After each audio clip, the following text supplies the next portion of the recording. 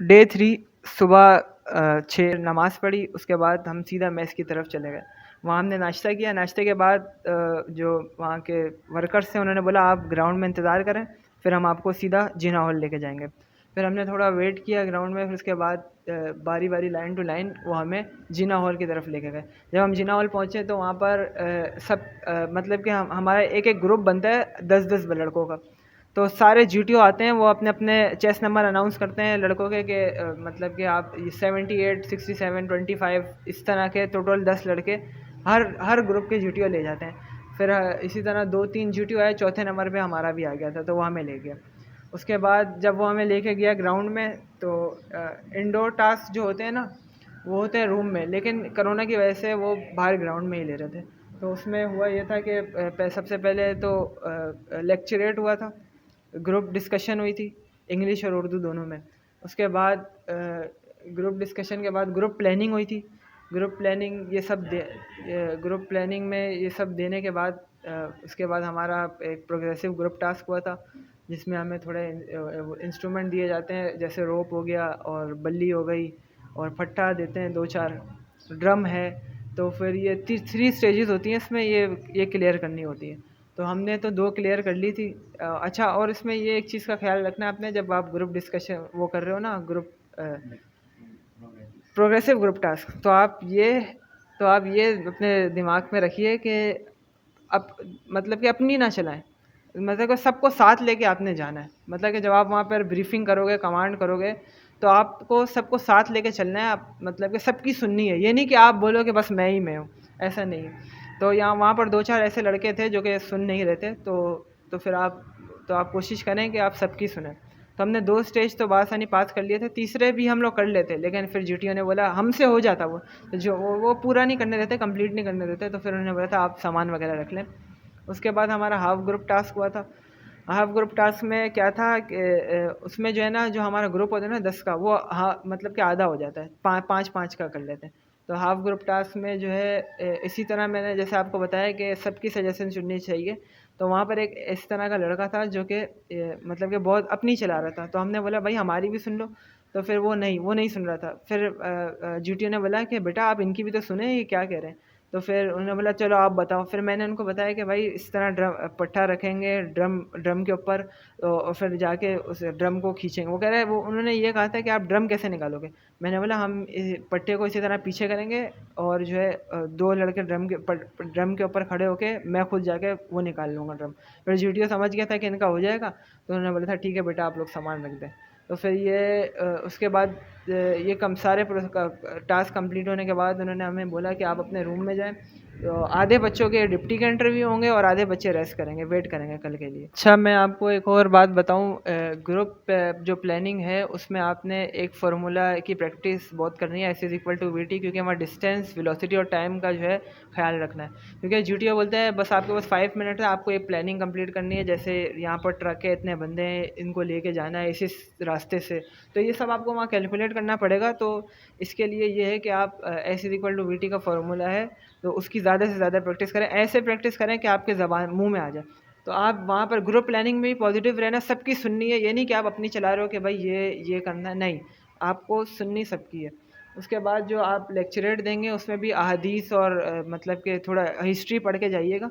इन सब के जो है ना हवालात आप वहाँ पर दें, ताकि और पॉजिटिव रहना है। Group discussion, lecturette, group planning, इन सब में आपको जो है पॉजिटिव रहना है।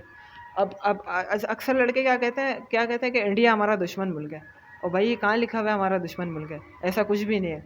अगर हमारे पास उस चीज़ की कमी है तो आप उनकी तारीफ़ करो कि भाई हमारे पास ये कमी है, हमें ये चीज़ सुधारने की ज़रूरत है। ये नहीं कि आप ये बोल दें कि इंडिया हमारा दुश्मन है, बस जंग है, ये इस तरह नहीं है।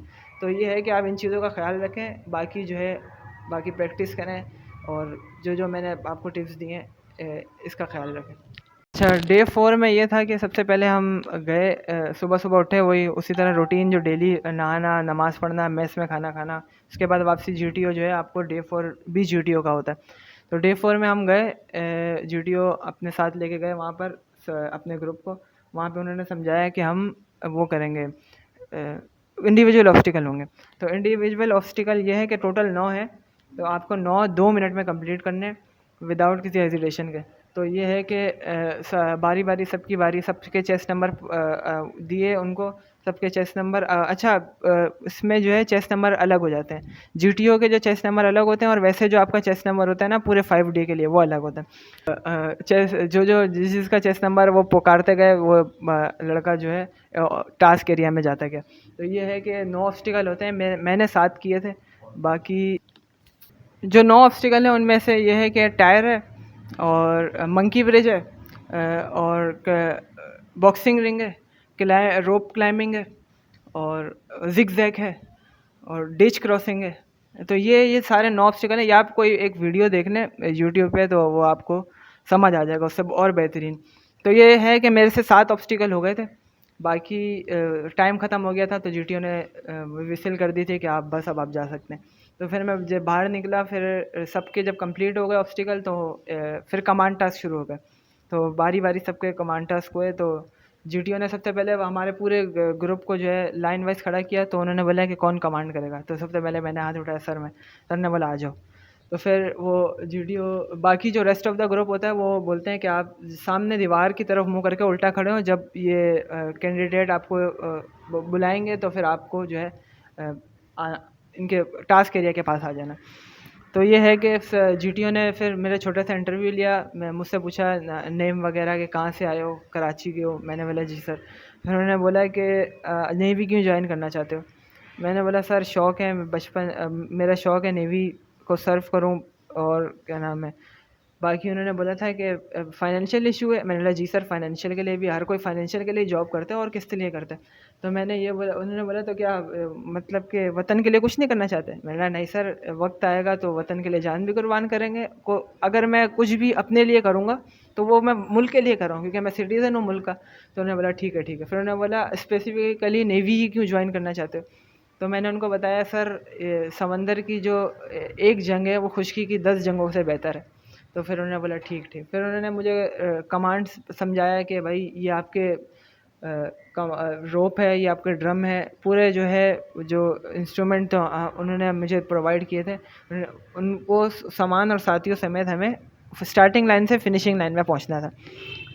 बाकी ये है कि उन्होंने मुझे 2 मिनट का टाइम दिया, बोला आप प्लान कर लें, बाकी जब आपका प्लान हो जाए तो आप अपने ग्रुप को आवाज़ दे के बुला लें और फिर अपना टास्क कंप्लीट करें। 2 मिनट का टाइम दिया, मैंने सोचा प्लान, उसके बाद मैंने अपने ग्रुप को कॉल आउट करी। तो वो जब आए मैंने उनको कमांड समझाया, और फिर हमने बस आधा ही हुआ था हमारा कमांड, और उन्होंने बोला, जीटीओ ने बोला, फिर जीटीओ ने मुझसे पूछ, वो जो उन्होंने ब्रीफिंग दी थी ना मुझे, उन्होंने वो मुझे दोबारा पूछी थी कि भाई आप बता दें कि मैंने आपको क्या क्या ब्रीफिंग दी थी।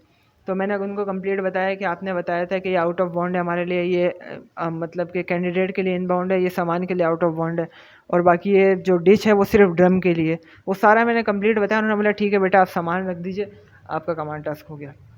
उसके बाद इसी तरह बारी बारी सारे कैंडिडेट्स के कमांड टास्क हुए, और फिर हमें म्यूचुअल एंड में म्यूचुअल असेसमेंट होती है। कि म्यूचुअल असेसमेंट क्या होता है, उसमें ये होता है कि आपको कैंडिडेट की परफॉर्मेंस लिखनी होती है कि चेस नंबर 1 कैसा परफॉर्म कर रहा है, 10 कैसा परफॉर्म, 11 कैसा परफॉर्म। तो वो म्यूचुअल असेसमेंट में ये होता है, बारी बारी ना सबके चेस नंबर लिखने होते हैं। जैसे चेस नंबर 12 पे सबसे अच्छा परफॉर्म कर रहा है तो आपने फर्स्ट पे लिखना है उनको। चेस नंबर 1 जैसे है जो कि वीक है, बस नॉर्मल है, तो उनको सबसे एंड में। इस तरह म्यूचुअल असेसमेंट होती है। उसके बाद जीटीओ साहब सबको बताते हैं कि आप लोग सबकी परफॉर्मेंस अच्छी थी, ये अगर हम किसी को नॉट रेकमेंड कर दें तो माइंड नहीं करना, लाइफ में बहुत सी अपॉर्चुनिटीज़ है। इस तरह बोल के उन्होंने बोला था कि अभी आपके आधे जो कैंडिडेट हैं उनका डिप्टी साहब का इंटरव्यू होगा, और जो आधे जो लड़के हैं उनका नेक्स्ट डे होगा। और बाकी जो है अभी आप रूम में जा सकते हैं, 2 घंटे का वेट है, उसके बाद आपका डिप्टी का इंटरव्यू होगा। फिर हम जैसे ही रूम में गए तो फिर वो चाचा दोबारा से आ गए थे। तो उन्होंने बोला था कि आ जाओ, थोड़ा रिफ़्रेशमेंट है मेस में, आ जाओ, तैयार हो गए। तो फिर हम मेस में चले गए इस तरह से। फिर रिफ़्रेशमेंट करके हम रूम में उसी दिन जब जीटीओ से हम फारिग हुए, उन्होंने लंच वगैरह करवाया हमें। तो उन्होंने बोला कि अब आप रूम में चले जाएं, जिन जिन को कॉल आउट होगी सिर्फ उनका डिप्टी का इंटरव्यू होगा। तो उसी दिन मेरा भी था। तो वो जो चाचा है उन्होंने बोला बेटा आप तैयार वगैरह हो जाए, तो आपका जो है इंटरव्यू लिया जाएगा। चेस नंबर उन्होंने अनाउंस किया था, उसमें मेरा भी था। तो मैं तैयार होके सीधा जीना हॉल में चला गया। जीना हॉल में जाने के बाद सामने सामने लाइटें लगी होती है, ग्रीन ब्लू रेड ग्रीन। आप वो उस रॉ में बैठे हुए होते हैं, जिस जैसी लाइट जले तो फिर आपको डिप्टी का रूम में जाना पड़ता है। काफ़ी एनजाइटी फील हो रही थी, मतलब घबरा रहा था, लाइफ का फर्स्ट इंटरव्यू था। तो मेरा एक दोस्त है वो के रिसेंटली अभी सेकंड लेफ्टिनेंट बने आर्मी में, उन्होंने भी मुझे काफ़ी गाइड किया था। तो ये है कि मेरी बारी आई, मैं ऊपर गया, काफ़ी मतलब कि अजीब सा लग रहा था, लाइफ का फर्स्ट इंटरव्यू था। मैंने डोर नॉक किया, उन्होंने बोला येस, मैं अंदर आया, सलाम किया मैंने। तो फिर जाके उनके पास खड़ा हो गया मैं, थोड़ी देर 5 मिनट तक मैं खड़ा रहा, उन्होंने कुछ नहीं बोला। फिर उन्होंने मेरी तरफ देखा, बोला सलाम नहीं आता तुझे? मैंने बोला सर मैंने सलाम किया। बोला कहाँ किया है, मुझे आवाज़ नहीं आई। मैंने दोबारा किया, उससे उन्होंने फिर मुझे गाली दी एक, उन्होंने बोला बैठो, और दरवाज़ा खुला। उन्होंने बोला तू बोला कि तू नेवी में सिलेक्ट होने आया है, और तू वो देख तेरी हरकतें ऐसी हैं कि सामने डोर तो खुला छोड़ के आ गया। मैंने बोला, उन्होंने बोला जा बंद कर करा। मैं गया बंद करके, वो दोबारा खुल गया। मैंने बोला सर ये तो डोर ही ख़राब है। तो उन्होंने ये बोला कि चल आ जा, अच्छा चल बैठ जा। फिर मैं आके बैठा। उन्होंने वो उनके बाद उन्होंने अपने वेटर को कॉल किया कि आप आइए ज़रा मेरे लिए चाय बिस्किट लेके आइए। तो फिर उन्होंने क्या किया, मुझसे इंट्रोड्यूस करवाया। मैंने इंट्रोड्यूस किया अपना पूरा, my name is Mohammad Ahmar, और फिर मैंने बताया सब कुछ वॉट। और फिर ये उन्होंने पूछा कि क्या पेट्रोलियम इंजीनियरिंग क्यों कर रहा है? मैंने बोला सर इंजीनियर बनने का शौक़ है। बोला नेवी में आने का शौक़ नहीं है? मैंने बोला नहीं सर, फर्स्ट मेरा नेवी का इंटरेस्ट है एंड देन इंजीनियरिंग का। बोला अच्छा।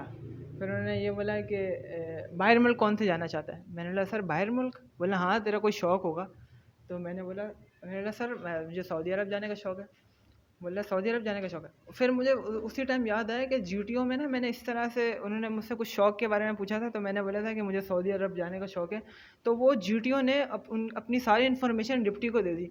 अब डिप्टी भी मुझसे ये पूछा, अगर मैं वहाँ बोल देता ना कि मुझे इंग्लैंड या लंदन जाने का शौक़ है, उसी टाइम वो मुझे नॉट रिकमेंड कर देता। क्योंकि डुअल मीनिंग मैंने आपको पहले भी बताया कि डुअल मीनिंग बिल्कुल नहीं होना, मतलब कि नेचुरल रहना। जो आप फॉर्म के अंदर या कुछ भी मतलब कि सेंटेंस में कुछ भी लिखोगे ना, तो वही आपसे पूछेंगे। अगर आप वहाँ से हट गए, डुअल पर्सनैलिटी शो हो गई, उसी वक्त वो आपको नॉट रिकमेंड करके घर भेज देंगे।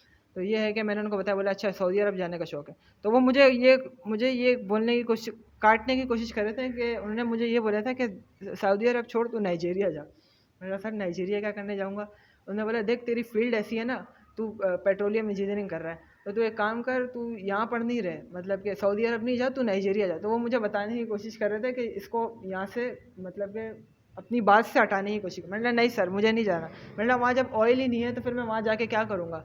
ऑयल सारा सऊदी अरब ममालिक में, तो मैं वहीं जाऊँगा। बोला नहीं नहीं नहीं वहाँ जाइए तू। बोला, उन्होंने फिर मुझे ये बोला कि मेरा एक कज़न है, डिप्टी ने उन्होंने मुझे ये बोला कि मेरा एक कज़न है जो कि पेट्रोलियम इंजीनियरिंग करके नाइजीरिया गया है, और वो पाकिस्तानी 10 से 12 लाख रुपए कमा रहा है। मैंने कहा सर ये कैसे हो सकता है, वहाँ तो तेल ही नहीं है। बोला बेटा है। मैंने कहा नहीं है सर। मैंने कहा अच्छा सर अब मुझे नाइजीरिया नहीं जाना, मुझे सऊदी अरब ही जाना है। उन्होंने बोला ठीक है। उन्होंने फिर अगला सवाल किया कि आपकी जो है वो फेवरेट पर्सनैलिटी कौन है? मैंने बोला फ़ादर, मतलब कि आपके जो है मैंने अपनी फेवरेट पर्सनैलिटी में फॉर्म पे फ़ादर लिखा था। और जो तो फिर उन्होंने मुझसे पूछा फ़ादर किस सेंस में फ़ादर है? मतलब कि मैंने एक और चीज़ लिखी थी कि मैं डिफेंड लाइक फ़ादर, मतलब कि फ़ादर की तरह डिफेंड करना चाहता हूँ। तो उन्होंने बोला भाई आपके वालिद साहब ने ऐसा क्या कर दिया है कि आप अपने अब्बू की तरह डिफेंड करना चाहते हैं? मैंने बोला सर मेरे फादर जो है एएसआई हैं पुलिस के अंदर। 2001 की बात है ये, जब वो लियारी के अंदर उनकी वो पोस्टिंग थी, तो वहाँ पर चौकी इंचार्ज थे मेरे अब्बू। तो वहाँ पर उन्होंने देखा था कि एक बस वाला जो है एक बस वाला बेचारे को, एक बस वाले को 2 लड़के जो है मुसल्लह अफराद उनको जो है लूट रहे हैं। तो उन्होंने देखा सामने पुलिस चौकी है, तो वो भगाते हुए बस पुलिस चौकी के पास ले आए। उन्होंने वहाँ से फायरिंग शुरू करी, मेरे अब्बू ने भी शुरू करी। तो उन्होंने क्या, मेरे अब्बू ने सीधा हेडशॉट मारा उनके, और वो ज़मीन पे गिर गए।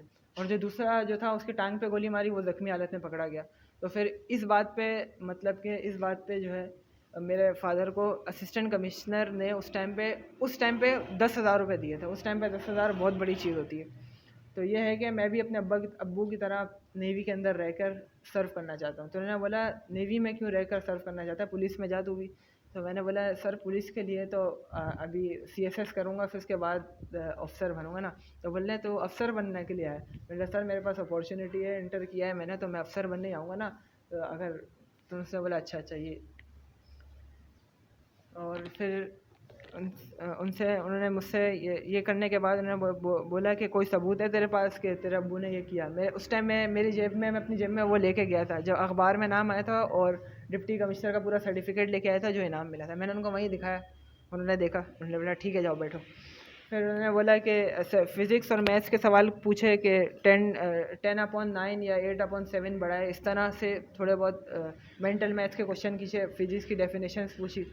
फिर और उन्होंने मुझसे थोड़ी बहुत सिचुएशन दी थी जो कि अभी मुझे सवाल नहीं किया मुझसे। वो उसकी वजह ये है कि मैंने जो है सेंटेंस ही ऐसे बनाए थे, वर्ड्स एसोसिएशन टेस्ट जो था मेरा साइकोलॉजिस्ट में, कि वो इस तरह से बनाए थे कि वो करे ही नहीं, मतलब कि मुझसे क्रॉस क्वेश्चन इस तरह के पूछे ही नहीं। तो ये है कि आप लोग भी यही कीजिएगा कि इस पॉजिटिव रहें, तो और बाकी जो है इंशाल्लाह आपका भी मतलब कि रेकमेंड होने के चांस होंगे। और फिर उन्होंने मुझसे पूछा था, हाँ एक और चीज़ पूछी थी मुझसे। उन्होंने बोला कि अभी मैं आपको 1 करोड़ रुपये दूंगा, क्या करेगा? मैंने बोला सर मैं अपनी प्रॉपर्टी खरीदूंगा। उन्होंने बोला माँ बाप को हज नहीं कराएगा? मैंने बोला नहीं सर। मैंने बोला पहले प्रॉपर्टी खरीदूंगा, उसके बाद उस प्रॉपर्टी को मतलब कि फ्लैट बना के उसको सोल्ड करूँगा, मुनाफा होगा। इसी तरह मतलब कि खरीद फरोख्त करके करके जब मेरे पास काफ़ी सारा पैसा होगा, ख़ुद भी जाऊँगा, अम्मी अब्बू को भी भेजूँगा, भाई बहनों को भी, जो जो ज़रूरतमंद है सबकी मदद भी करूँगा। उन्होंने बोला ठीक है गुड। फिर उन्होंने मुझसे बोला कि उन्होंने क्या पूछा था मुझसे, और बस यही कुछ सवाल थे। उन्होंने बोला ठीक है बेटा अब आप जाइए, थैंक यू।